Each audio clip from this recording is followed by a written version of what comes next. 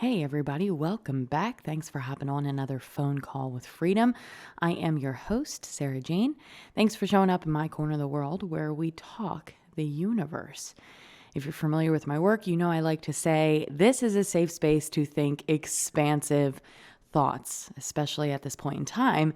If you haven't already noticed, which is kind of hard to not notice, but the world as we know it is in a state of evolution. So if you're here at this time, congratulations, because that means your soul is one of the strongest of the strongest. Otherwise, you wouldn't be here. Trust me. So I've went through a pretty wild last couple years, as everybody has, I'm sure. And during this journey, I began to uncover things about how this world works that I was unaware of up until I went through some of these events.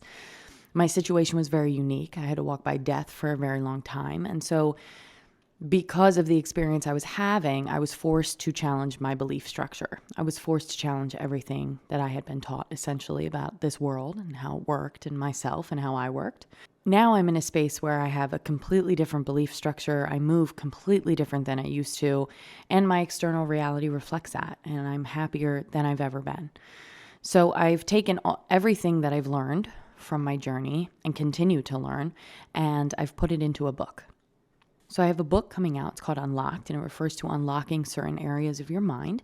I have a strong focus on science and spirituality, but I take a big look at science.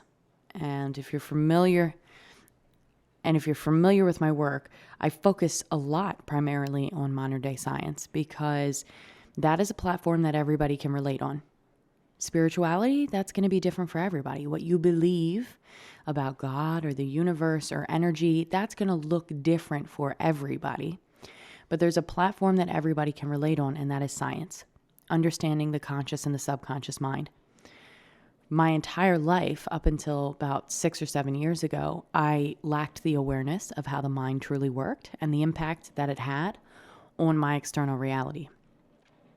Now I've been able to gain an awareness, and so I can move differently, I think differently, right? It's like when you know things, you can make different decisions. When you don't know things, you're doing the best you can based off what you know. So my book really holds a lot of information regarding things that I was unaware of that I'm aware of now that have affected not only my external reality, but my internal reality as well in a very positive fashion and continues to do so. I also hold the space for myself to continue expanding in these beliefs. I'm sure this is the first of many books that I'm going to write over my lifetime, and I expect it to change. I expect it to continue to grow. I expect my awareness to continue to expand. The reason I've created a phone call with freedom is to correlate with my book as well as to promote my book. Now, my book's not out yet. It is in the editing stages. So if you haven't already, make sure you hit that like and subscribe button so that you get notified when my book is released. But in the meantime, I've created a phone call with freedom to correlate with the book. So I have all the chapters written down on index cards, and every week I just randomly pick one of the index cards and we talk about whatever the topic is. I don't read directly from the book, we just talk. And I think that that's important just to create a space to be real and raw and talk about the subjects that I'm also entertaining in the book. We talk about things such as universal laws, channeling, manifestation. That's a huge one, right? The financial structure that we have up and running right now, does it work? Is it working for you? Are you enjoying? Probably not, right? I went through a space when I was going through what a lot of people refer to as the dark night of the soul. And I was in this space where I had no money and my father was dying and my car was repoed. I couldn't keep the lights on and I was at a crossroads. I was his primary caretaker, so I couldn't work. I tried to get some work. I actually started waitressing down the road. I came home one time and he had basically flatlined in the spare bedroom. And so he was immediately medevaced. And after that, it was like, I don't know what to do, right? So I had to find another way of doing things. And that was, again, a part of questioning and challenging the beliefs that I had been taught. Like, I understand what we've been taught. You got to get up, you got to work hard, then you make a paycheck and then you spend that paycheck to put food on your table. I get that. But being that we are on a ball floating in the middle of space, is there an alternative? My internal answer to that was yes. I just need to figure it out. So that's what I've spent my time doing. And so I've manifested pretty much at this point, my entire lifestyle runs off manifestation. Just the other day, I wanted to get a brand new couch. So I was looking and looking and looking. It took me about probably 3 or 4 weeks of looking all the time. And finally, I found this couch. This couple, they had found their forever home. They were moving out. Beautiful couch, easy $2,000. They gave it to me for $200. They said, we're kind of on a time limit. At that point, it was a Sunday. They were moving out on Tuesday. They said, it means more to us to just get it out of the house. It would cost us more to take it with us. Boom, perfect alignment. So I paid $50 to have a friend pick it up for me. And now for $250, I have a $2,000 couch. And I have stories on top of stories. I drive a Mercedes-Benz. I never had the money or the credit. That was a matter of alignment. And to date, that was one of my biggest manifestations. So these are the fun things that we talk about on this podcast because we got to talk about it. Nobody wants to do things the way that we've been doing them. As you can tell, all that dirt is being drudged up, being looked at, being felt, all that fear is being eliminated, and we're now implementing a new way of doing things. And now that I've gone through that process within myself, I'm kind of on the flip side of things where I'm focusing more on where we're going. What's going to happen next? How are we going to be able to do things? So hopefully you like and subscribe, and you can find my page to be a safe space to evaluate some of the beautiful things that are beginning to arise in the world. We have such a strong focus on all the things that are going wrong. I think that's a part of the problem. So I'm excited to have created this space, and thank you so much for being here. It means more to me than you know. So just want to give a shout out. I see you, I hear you, and I appreciate you. All right, so let's begin. Normally, as I had mentioned, I flip through the cards and I pick a topic, but for this particular episode, I did have a request. And this is also a chapter from the book, but I thought that this was a pretty interesting topic. And since it was requested to do it on the podcast, I thought, of course. The topic for today is what a light worker is and why I decided to become one. Can you become a light worker if you wanted to? Are you a light worker? What is a light worker? Let's pick that apart. And why did I decide to become a light worker? I do identify as many different hats, but one of them is a light worker. I have gone through darkness in order to find out how to generate light while in the darkness. And now that's information I want to share because that's a space that a lot of us are finding ourselves in right now. And like I said, to be aware of how things work is going to help you to navigate that situation, to get into a different situation. And I find that to be a part of the job of a light worker, is to share how you found the light, how you found higher vibrations, how you found happiness. So without further ado, let's get into it. When my father was dying was when I started evaluating things, because what I realized was I knew he was on a timeline. I knew what was going on. I wasn't naive to the situation. But it was so painful. I realized that I was mourning the fact that I was losing him, absolutely. But the reason it was so painful was because of the belief that I had, this idea that I don't know what's going to happen next. Like, yes, I was mourning the fact that my father was ill and going to be crossing over. But what made it even worse was my belief, this idea that I don't know. I have no idea. I've just been sent down here without any answers. I have no idea what's going to happen next. Hopefully he did okay, because I want to know that he gets into the pearly gates. But I don't really know, right? Okay, this is the belief that I walked around with my entire life until it came to my father. And the only reason I questioned my beliefs was because of the journey that his situation entailed. It was 13 years. It took me 13 years of ripping a Band-Aid off over and over and over again before I started looking at what I believed. So it's like if he had crossed over instantaneously, I don't think it would have been enough. I would have just been angry, pissed off at the universe, mad at God. It was the unique situation of being put in that spot over and over and over again. Because there were so many times they'd call me and say, he's not going to make it. You got to come down and say your goodbyes. I would get down there. I'd be bedside, right? And how many times do you have to be in that moment? How many times do you have to see that in your life where you're holding on to this person's hand and you're telling them you love them? A lot of us, we've been through these situations that are severely traumatic. And what happens is when you're in that situation, you can't give up. Giving up is not an option. But you also can't keep doing what you're doing because that's not an option. That's not working. I'm miserable. I'm barely handling this. Right? So what do? You start asking questions. Honestly, there are a lot of light workers here. Most of us are actually light workers. We just don't know it. We just haven't woken up. That's all. We don't remember it. The conditioning of the mind that occurs down here is real. And that's why I have a strong focus on science. Because that's a platform that everybody can relate on. What you believe happens to life after death, that's going to be a very personal thing. What your spiritual beliefs are, it's going to be a very personal thing. I don't care what those beliefs are, as long as they support you when you're going through a situation such as the loss of a loved one, right? Let's say you take a financial hit. You lose your house, you lose your car, something along those lines. What is it that you believe in that moment? When you're packing up your boxes because you have to move. Or when you no longer have a vehicle, what do you believe in that moment?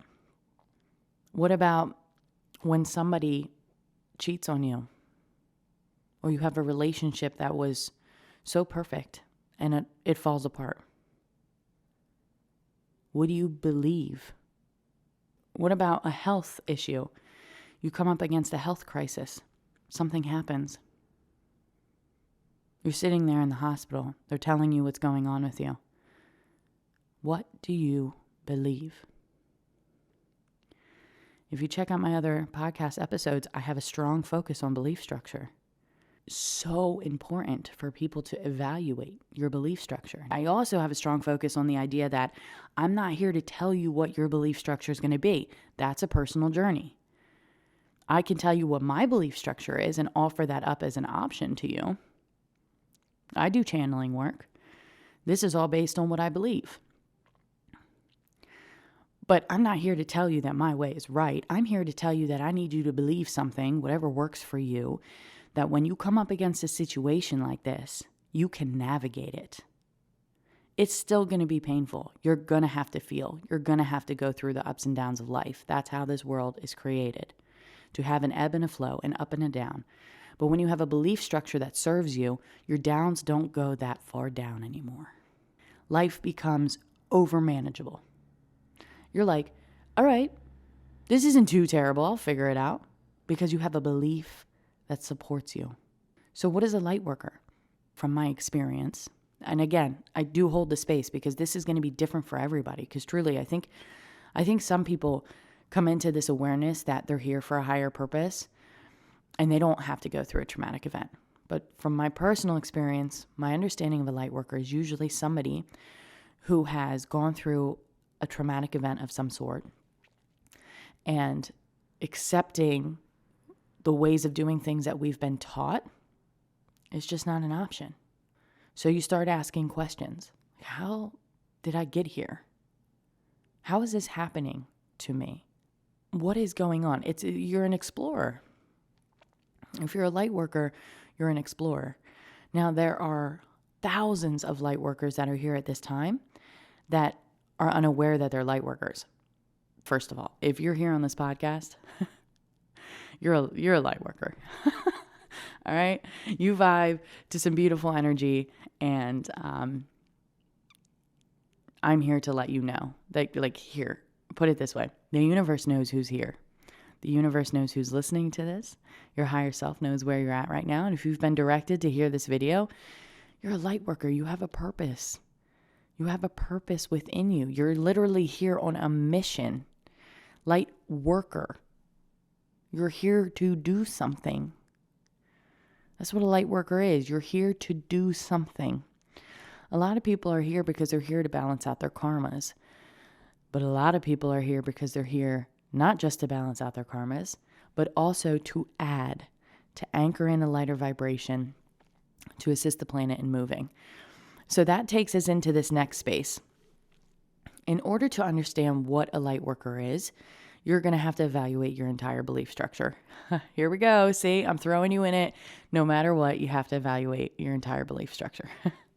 This is what I truly believe is happening. The earth is changing from one location to another location. She's moving from one vibration to another vibration. It's kind of like if you're coming from the north to the south, right? You're going from a location that's like very cold to a place that's warm and sunny. That's what's happening with the earth. She's moving from one location, one vibration, to another location, another vibration. Right now, we are in the midst of that process, and there are a lot of people that are here. They've gone through some type of event to make them start questioning this world and how it works, and they've decided to step into that mission. They've decided to take that on. In other words, majority of us are all light workers. Whether you decide to hear the call is up to you. Whether you decide to let whatever you're going through persuade you to begin questioning things is up to you. It's not a call or a job that everybody's going to take, but that's why there's so many of us down here. So the truth of the matter is, I can guarantee you, if you're listening to this, you're a light worker. What happens is you go through this phase. Once you begin questioning things, you kind of start to say, okay, I think I'm down here for something. I think that there's something bigger than I even thought. And it just becomes this process of slowly deconditioning everything that you've been taught and reconditioning a new way of thinking. That process I've gone through for about 6 years. I'm continuing to go through that process. I'm still facing fears. I'm still altering my belief structure. And I'll tell you, once you understand what's going on, the more enlightened you become, the deeper you go. That's why the world is dealing what we're dealing with. The more enlightened we're becoming, the more darkness is being seen. And that works as individuals as well. So I'm still facing fears. Like the universe will put me in these spaces where it's like, I have to survive that. I have to find a way to feel safe in an unsafe space, because I have to get rid of this belief that my safety and security comes from something externally. And I have to start believing that my safety and security comes from something within me. So how does that process occur? Well, you're going to get tested. I had a roommate move out. So that meant I went back to paying full rent. I had my car break down at the same time. That was a $2,000 fix. So all that happened, and I'm like, wow, I'm in jeopardy of not having a vehicle or a home. Every day, my thoughts wanted to go into survival mode. Like, I need to go get the money. I need to go get another job. I need to go do this. I need to go do that. Like, I need to control the situation. And there was another part of me that was like, you need to step back. You need to take a deep breath. You need to be in the moment. And you need to acknowledge what a badass you are. Get into alignment and begin co-creating with the universe. Work with your higher self. Do you trust that we're going to give you everything you need? Well, yeah. Okay, but saying it and actually believing it are two different things. So you're being tested. I was like, fuck, okay. And that happened over and over and over again, where I was just in these situations of like, I have to check my belief structure. That's how you rewire. The universe will utilize the circumstances in your life to assist you in rewiring your mind. The question is, do you understand what's going on, or does the conditioned perspective run the show? So, let's say you go through a breakup of some sort and you're just sitting there like super angry, super pissed. Instead of forgiving that person, taking that deep breath and realizing they were not a match to be in your reality anymore, can you trust that something is coming in the future, or are you trying to control it?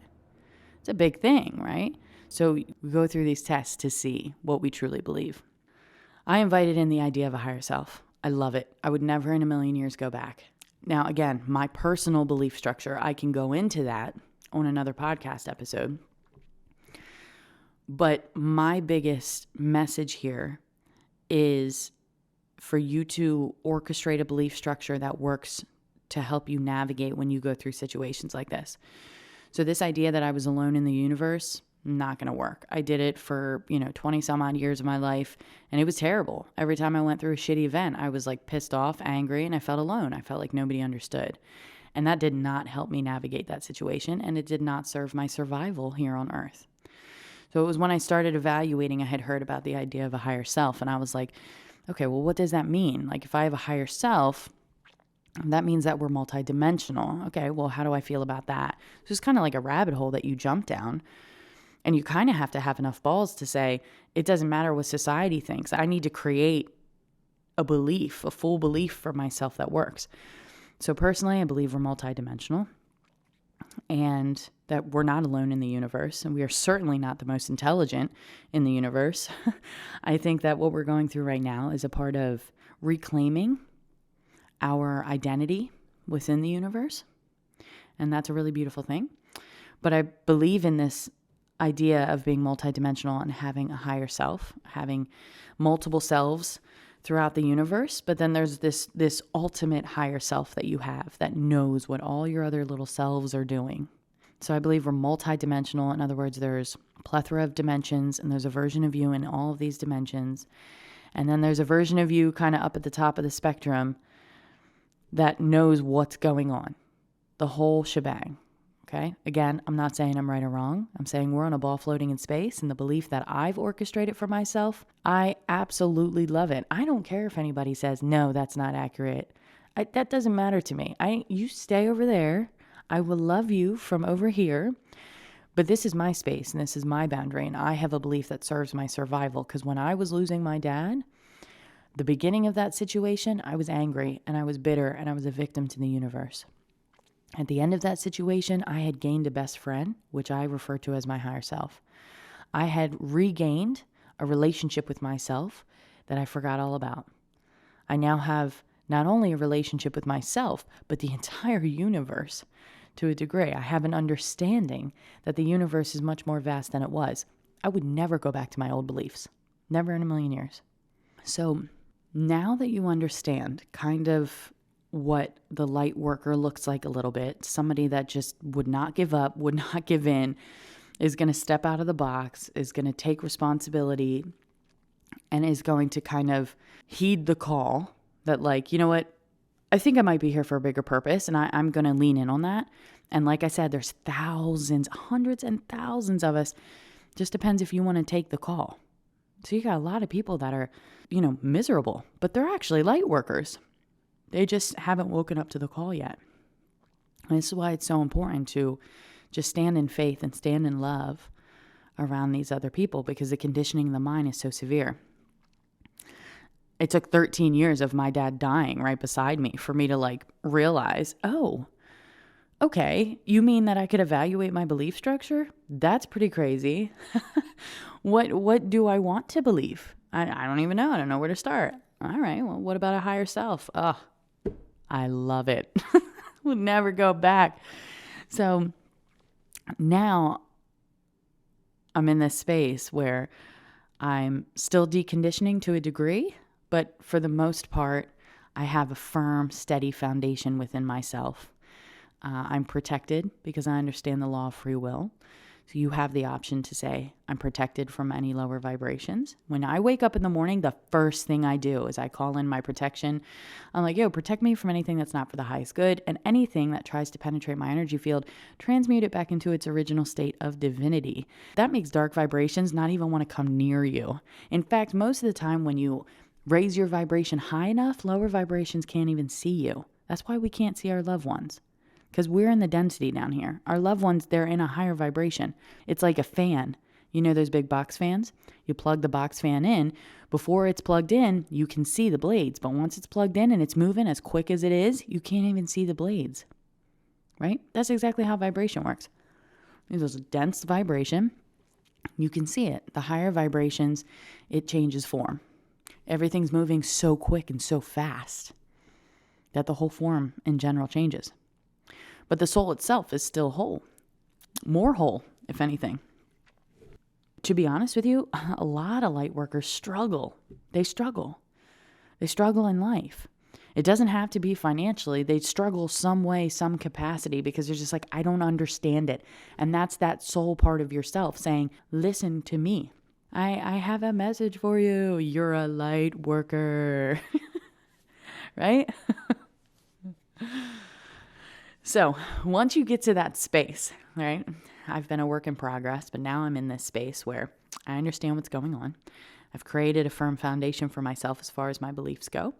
I'm beginning to embody my work, as you can tell through this podcast. And I also have another podcast called The Process, comes out every Tuesday. I also do card readings on Mondays. So like I mentioned earlier, if you haven't already hit that like and subscribe button, make sure you do that for me. Keeps me moving in the right direction. I sincerely appreciate the support. Once the light worker gets through all that, like figuring out what is going on, then the light worker has a job to others. There are chapters almost in becoming a light worker. And the first couple chapters involve you having a responsibility to yourself. You having to evaluate what you believe and how you want to do life. That's the job of the light worker for the first couple chapters. Once you start getting into the book, metaphorically speaking, the chapter changes into, okay, how can you assist other people? This is probably the most important part of the podcast that I'm going to put out there. Your job as a light worker is not to tell other people what to do. It's not to judge. It's not to push your way. Your job as a light worker is to be a safe space for others.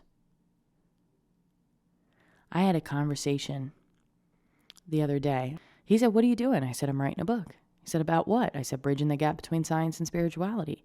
He said, "Oh, I want to pick your brain." He ended up coming out from behind the counter. He worked at the place. He ended up coming out from behind the counter when he could. And we had this beautiful conversation. Neither one of us criticized. Neither one of us were like, well, no, that's not how you do things. Both of us were in this space of observation. And we both knew that the most important part of that conversation was that we could just hear each other. And it was so cool because we're like in this cafe and you could see people just looking over at us. And it was like, here I am. And on the other side of the table, here this person is. And the conversation was so filled with wisdom and so filled with safety and so filled with curiosity that other people were looking over at us. And it was just such a moment of two souls exchanging, quite frankly, in the highest currency there is, which was wisdom. And he was another light worker, by the way. Somebody that was curious. It was curious. It was asking questions. He wanted to know things. And then he listened to me, and then he gave his input, and then I listened to him, and I gave my input. It was such a beautiful ebb and flow. I have had to learn to let go of this whole, I see things this way, and that's my truth. Because at the end of the day, everybody thinks their truth is the truth. Understand that. Understand that everybody is going to think that their truth is the truth. And hold the space for that. Hold the space for that. That's why I have such a strong focus on I don't care what your truth is, as long as it supports you. When you're losing that loved one, when you're going through that financial difficulty, when you're going through that breakup, when you're going through that illness, whatever you believe, I need that to support you. That's all I'm looking for. What that looks like, I don't care. That's the job of the light worker, is to be a safe space. If you come to me and you tell me this is what you think, this is what you believe, my job is going to say, does that help you to feel good? Do you feel good because of that? If the answer is yes, then I'm going to get up and I'm going to hug you. And I'm just going to listen. I'm just going to listen. I'm just going to let you go through what you got to go through. If the answer is no, then I'm still going to get up and hug you. Then I'm going to sit back down. We're going to continue the conversation because we're going to pick things apart. And really, you got the answers. My job is just to be a placeholder for you to talk to. Let's get expansive with our thoughts. Let's dive deep into this. Well, what about this? Well, yeah, that kind of feels okay. All right, well, what about this? Well, yeah, that's okay. Why is this happening in my life? Well, let's play with answers. Let's play with different beliefs. That's my job as a light worker. It's not to tell somebody to do something different. You got a lot of people that are out here that are like, you can't eat meat, right? This is a great one. You can't eat meat. And it was funny because when I first started weaning off of meat, my mom actually went in the opposite direction. She was like, all I can eat is like dark meat. And I was like, really? Because I was like, that's crazy because I'm going down the opposite direction. And she was like, I just like my body won't hold anything else. It just needs, dark red meat. I remember there was a part of me that wanted to be like, it has no vibration. And then there was this other part of me that was like, I've been eating meat my whole life. You know how long it's taken me to get to a space of like, I think I want to slowly wean off of meat, and everybody's in their own process. So my job was not to tell her or judge her for that matter, like, oh, you're eating red meat just because I was no longer eating meat. My job was to say, really, that's so interesting. Okay, tell me why you feel that way. Is it working for you? Because that's the whole question. How do you feel? And is it working for you? And not just working. I mean, is it providing results for you? Because I won't let my people settle in an area that's like, yeah, it's working. Like, no, it needs to be providing results. You are a god and a goddess. You're a badass. Just because you don't remember doesn't mean you're not. You just don't remember. And that's due to the conditioning. And I talk about the conditioning in my book, a lot of it. And we're going to be talking about it more on the podcast too as it unfolds. There's a lot of things there that I began realizing that were all scientific that changed my life. They assisted me in changing my belief structure. So a lot of people, they don't want to evaluate their belief structure, or they don't even understand what that means because they don't understand the science. We were never taught how the conscious and the subconscious mind truly works. We were never really taught that. So that's something that a lot of us are dealing with, is we're kind of moving from a lack of awareness right now. And that's been problematic. That kind of takes us into the next podcast that we'll save. I have to talk about the conscious and the subconscious mind and how that truly works and how the programming of the mind works. Because being aware of all this is going to help you navigate whatever it is you're going through. It's also going to help you to evaluate your belief structure, kind of play with what is it that you want to believe. You really are down here to create a belief that works for you. At the end of the day, we're on a ball floating in space. There is no right or wrong. All that really matters is that you understand that your mind is going to create a construct. When you're going through a severe situation, does that construct offer you peace and harmony, or suffering? I'm not here to tell you I know the truth. I'm here to be a safe space. I'm here to tell you that I went through a severe event that pushed me outside of the limiting beliefs that I had. I've evaluated my belief structure, and now when I go through traumatic times in my life, they aren't as traumatic as they used to be because I navigate them now because I have a belief that supports me getting through that. I'm never alone. I'm never alone. I'm reconnected with my higher self. I'm not saying that's right or wrong. I'm saying we're on a ball floating in space, and the idea that I'm alone down here is not going to work for me. I need my higher self. I need that part of myself. Think about it. You are the universe. Right? If you're on a ball floating in space, you can believe whatever you want.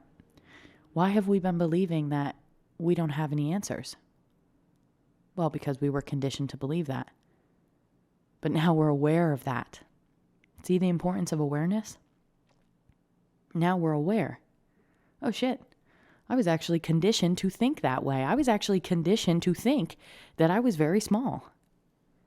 Is that something you need to know? You're damn right.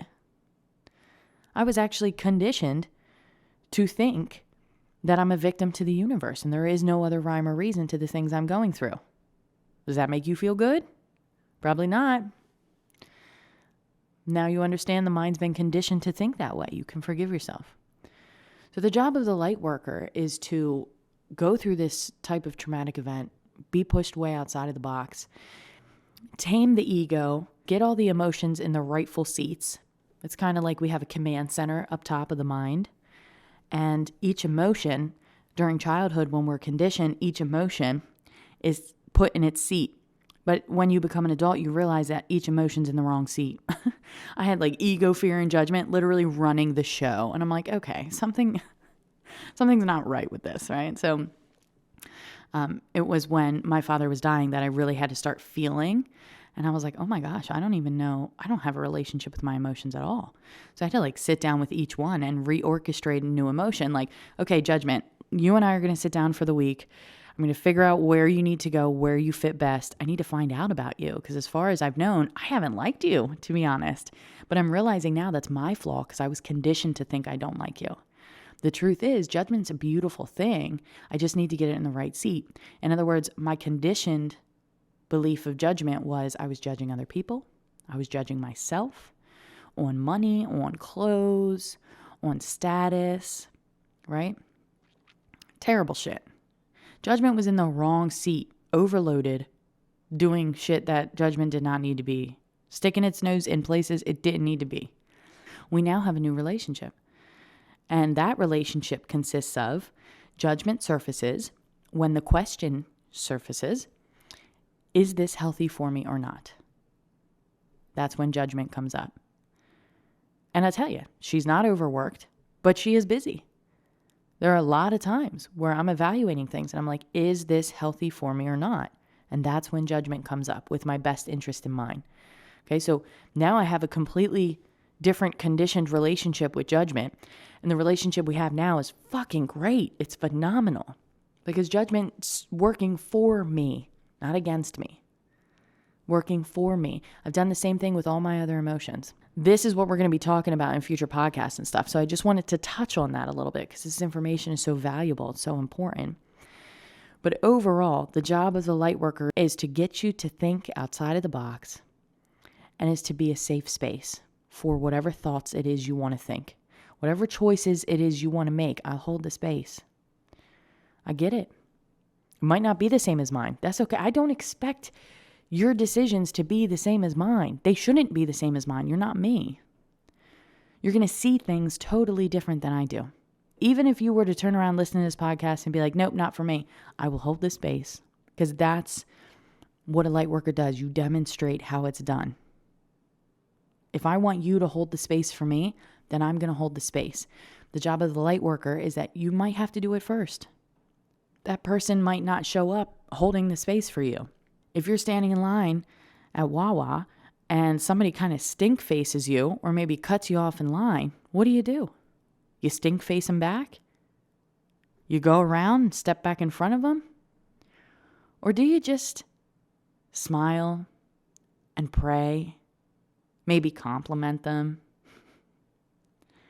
Diffuse the energy. Transmute it. Let it go. But that's a job that starts within yourself. So those first couple chapters is the most important job of a light worker, is to get right within you and to get a belief structure within you that serves you. And then you take that out into the world and you show other people what you've done. You lead by example. You become a safe space for others. That's what a light worker is. You can come over here. You can tell me whatever you want. You can make whatever decisions it is you need. I'm not going to judge you while I'm listening to you. I'm just going to listen. I'm just going to be a safe space. I'm just going to let you know that no matter what, you're doing great. No matter what, you're still amazing. You still have that spark. You still have that light no matter what you've done, no matter where you've been, no matter the things that you've seen. You are beautiful, and the job of a light worker is to remind people of that. And when people are going off their rocker and they're freaking out, you need to be a safe space. Not a space of, well, maybe you should do this or that. That's not what people need to hear. They know what to do. Everybody knows what's right and wrong for them. You need to talk about different situations, of course. But just hold the space. 9 times out of 10, people don't need to be told what to do. They need to have a conversation where they can bounce ideas off, but never be told what to do. just a safe space to breathe. That's the job of the light workers, to provide a safe space to breathe as everybody gets through the process that we're in. There's a lot of people that feel lost as shit right now, and it's your job as the light worker to be a safe space. So I hope I explained what a light worker is and how it all kind of works. And I know I kind of added some other stuff in there, but you can't really understand the job of a light worker without thinking expansive thoughts. So I kind of went a little bit more expansive than projected, but it's important. This is important, valuable information that you have to be aware of because it's going to affect the way that you move. So I love you guys. I support you. Thank you so much for loving and supporting me. Make sure that you hit that like and subscribe button for me. Keeps me moving in the right direction. And make sure that you check back next Wednesday for another phone call with freedom.